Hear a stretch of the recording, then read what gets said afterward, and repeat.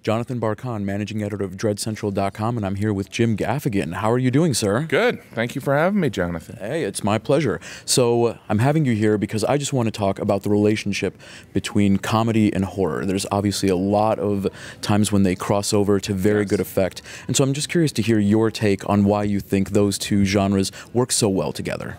Well, I think, should I take this from you? I think that in essence, comedy and horror have the same elements. Really, comedy is the element of surprise, two seemingly unrelated ideas, and obviously the surprise is one of the most important elements of horror, from what I understand. I'm not a horror genius. This isn't horror makeup. This is just how I look. But I would also say that it's all about building tension and releasing it. Often you'll see with really great comedians, they'll bring up something that seems like a tense topic, and then they'll relieve it. So there is something, it's kind of like an emotional melody that I think that's played out in a horror film and also played out in comedy. And horror has been making a big comeback lately with a lot of they're calling them elevated horror films that we're seeing from A24 with The Witch, The Babadook, Get Out, films like this. But there's still, I think, a very important place in horror for comedy, for those, as you say, the relief of tension. And I'm wondering, do you have any films that come to mind that you particularly enjoy where you think that horror and comedy play very well off of each other? Well, I don't know if I can think. I mean, obviously, Get Out captured some of the comedy. I mean, some of it is, if you look at one of the premises or the basic idea of comedy is the straighter the setup, the better the punch. So there's really nothing straighter than a horror situation. I mean, it is really serious. So the right touch of humor,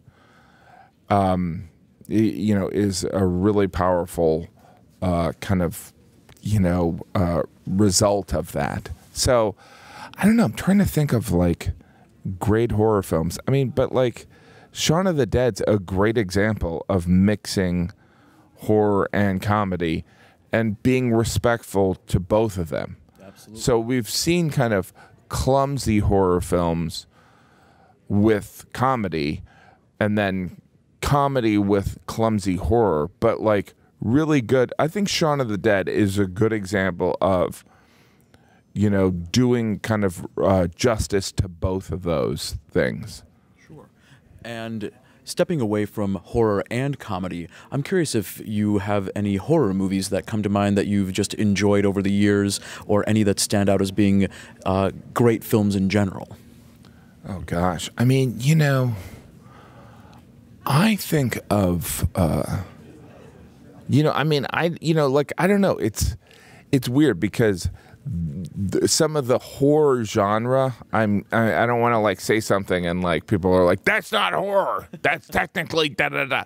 So are you in this house? Yeah. Go ahead and say what you think.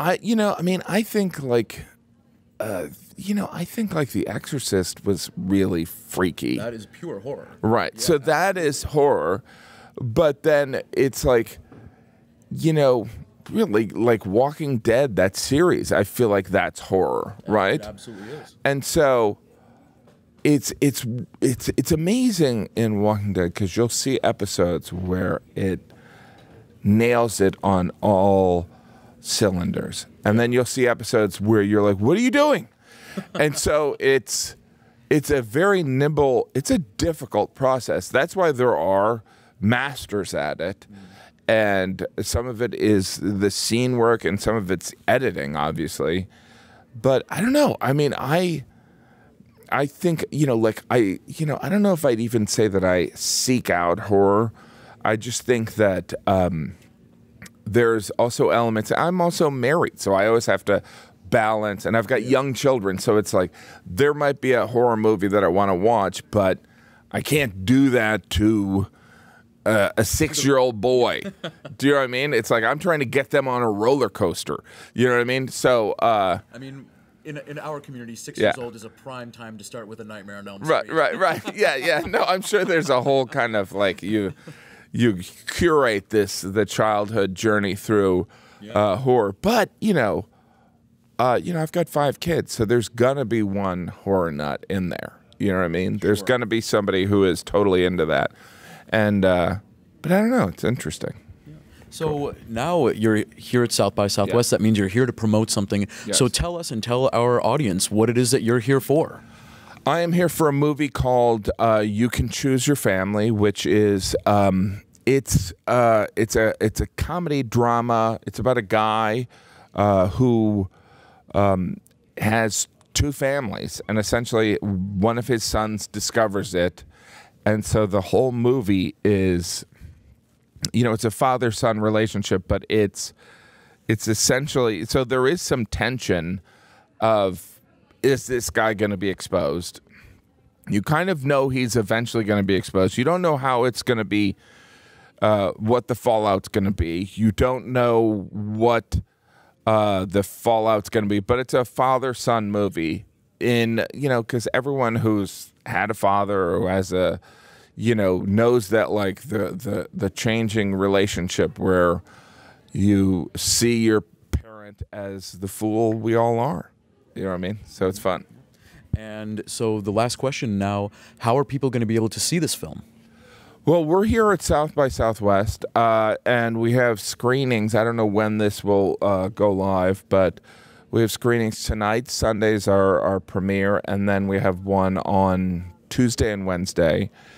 And I don't know. We're here. It's like an indie looking for a distributor. I was just kind of a hired gun on this film, but it's a great opportunity to be the lead, and I had a great time. And selfishly, I want to show people that I can act. But I think it's from what I've heard, it'll probably get distribution, but I don't know when that would be. Sure. That's what's so weird about films. It's like you do something, and then like a year and a half later, they're like, "Oh yeah, can you talk about that character?" And you're like, did I have a beard in that?"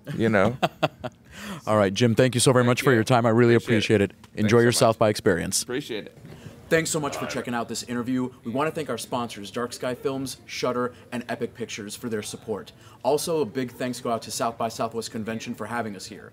To subscribe to our channel for amazing content, go ahead and click right here.